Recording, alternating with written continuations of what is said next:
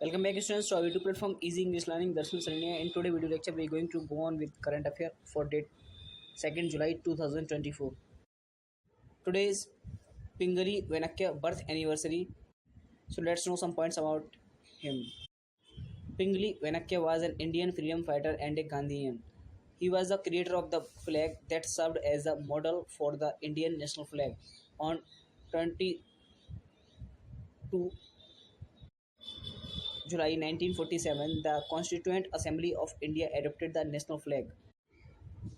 The motion moved by Pandit Jawaharlal Nehru proposed that the national flag of India shall be horizontal tricolor of deep saffron, kesari, white and dark green in equal proportion.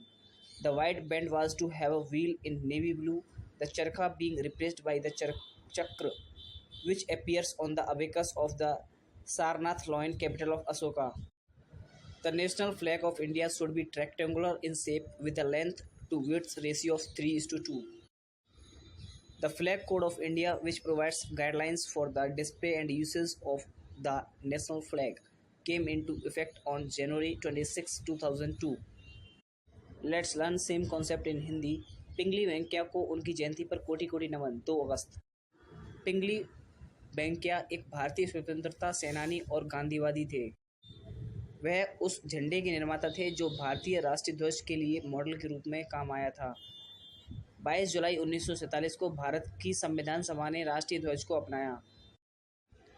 Pandit Nehru द्वारा प्रस्तुत प्रस्ताव में कहा गया था कि भारत का राष्ट्रीय ध्वज गहरे केसरिया, केसरी, सफ़ेद और गहरे हरे रंग का समान अनुपात में क्षैतिज तिरंगा होगा।